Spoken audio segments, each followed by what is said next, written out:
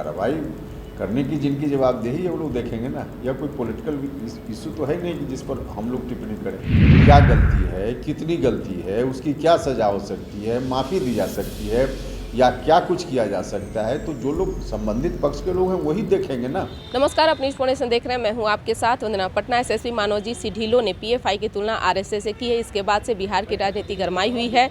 कई पार्टियों के नेताओं ने अलग अलग बयान देना शुरू कर दिया है। इसी क्रम में बीजेपी का कहना है कि ऐसे एसएसपी पर अविलंब सरकार कार्रवाई करे या फिर इसको तुरंत पटना एसएसपी को हटाए।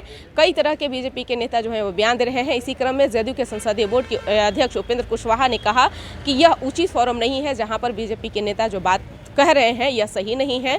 अगर इस तरीके की कुछ बातें अगर हुई भी है तो जिसको तय करना है, जिसको कार्रवाई करना है वो लोग देख रहे हैं। हम आपको सुनवाते हैं कि क्या कुछ कह रहे हैं जदयू के संसदीय बोर्ड के अध्यक्ष उपेंद्र कुशवाहा।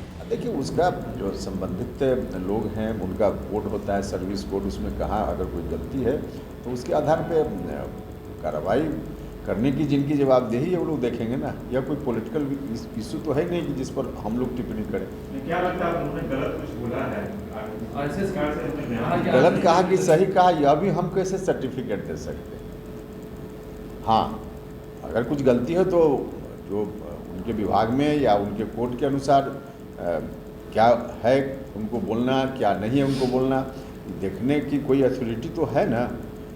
तो जो भी अथॉरिटी है वो अथॉरिटी देखेगा कि इसमें गलती है तो फिर लोग कार्रवाई करेंगे। लेकिन यह राजनीतिक विषय तो है ही नहीं, देश की सुरक्षा से जुड़ा हुआ विषय है। तो देश की सुरक्षा से जुड़ा हुआ विषय है तो उसके लिए जो एजेंसियां हैं, जो अथॉरिटी है, सब लोग देखेंगे। लेकिन बीजेपी के कई ऐसे मंत्री और नेता कह रहे हैं कि अविलंब उनको माफी मांगनी चाहिए पटना एसएसपी को और सरकार उन पर कार्रवाई करे और निलंबित करे उन्हें। देखिए, माफ़ी मांगने भर से उनकी गलती का इलाज हो जाएगा या नहीं होगा यह भी हम कैसे बताएं। यह तो उनका सर्विस कोड होगा, जो सिस्टम होगा उनके यहाँ, उसके आधार पे जिनको भी देखना है लोग देखेंगे कि वास्तव में क्या गलती है, कितनी गलती है, उसकी क्या सज़ा हो सकती है, माफ़ी दी जा सकती है या क्या कुछ किया जा सकता है। तो जो लोग संबंधित पक्ष के लोग हैं वही देखेंगे ना। कुशवाहा जी, आप लंबे समय से हम इस विषय को लेकर हमने जो कहना था हमने कह दिया। बाकी टिप्पणी तो मुख्यमंत्री जी पर टिप्पणी होती है, प्रधानमंत्री जी पर टिप्पणी होती है, राष्ट्रपति पर टिप्पणी होती है। तो अब उस सब विषय को एक साथ जोड़ के नहीं देख सकते हैं ना। टिप्पणी करने वाले लोग तो करते ही हैं। लेकिन बीजेपी का कहना है कि आरएसएस से जोड़ा गया है, इसको बर्दाश्त नहीं करेगी। इसलिए हमने कहा कि बर्दाश्त करने लायक है, माफ़ करने लायक है, सज़ा देने लायक है, क्या है। यह तो कोई ना कोई जो सिस्टम है सरकार का या जो उन लोगों का सर्विस कोड है उसके आधार पे लोग देखेंगे ना जिनको देखना है, और देख करके जो भी कार्रवाई की ज़रूरत होगी, माफ़ करने की बात होगी, वही लोग करेंगे ना। यह विषय राजनीति का तो है नहीं कि हम लोग यहाँ से कोई डिसीजन दे दें। यहाँ से डिसीजन नहीं हो सकता है ऐसे विषयों पर। सर, अभी आपने टिप्पणी करना ज़्यादा गलत है क्या? नहीं, आपका सवाल ही हम नहीं समझ गए।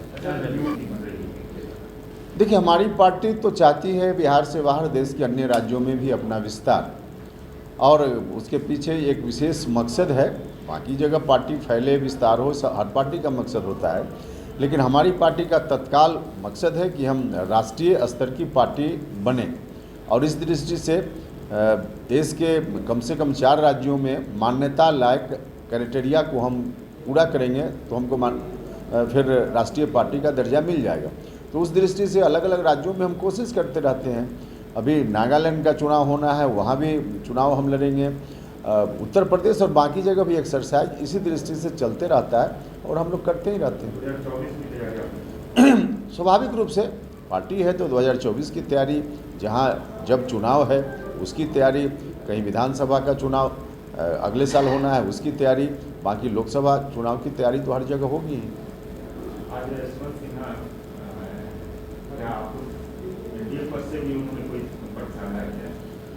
देखिए, उसमें बिल्कुल स्पष्ट है एनडीए के उम्मीदवार और विपक्ष की पार्टियों की ओर से उम्मीदवारी बिल्कुल साफ साफ है।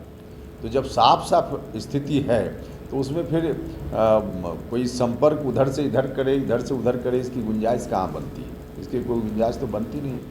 तो आपने सुना कि क्या कुछ कहे, जिनका साफ तौर से कहना है कि जिस तरह से मानव जी सिद्धि पटना एसएसपी को लेकर के राजनीति हो रही है, यह कहीं से भी सही नहीं है। जहां पे जिसको देखना है वो लोग देख रहे हैं, लेकिन ज़्यादा इसमें उछल कूद करने की ज़रूरत नहीं है। इस तरीके की चीज़ें होते रहती है। यही नहीं, यशवंत सिन्हा को लेकर के भी उन्होंने कहा, जो विपक्ष की ओर से राष्ट्रपति उम्मीदवार हैं यशवंत सिन्हा, उनको लेकर के भी उन्होंने कहा कि जीत द्रौपदी मुर्मू की सुनिश्चित है। ये तो सिर्फ विपक्ष की ओर से फॉर्मेलिटी अदा किया जा रहा है। इस करो बस इतना ही। बने रहिए न्यूज़ नेशन के साथ। धन्यवाद।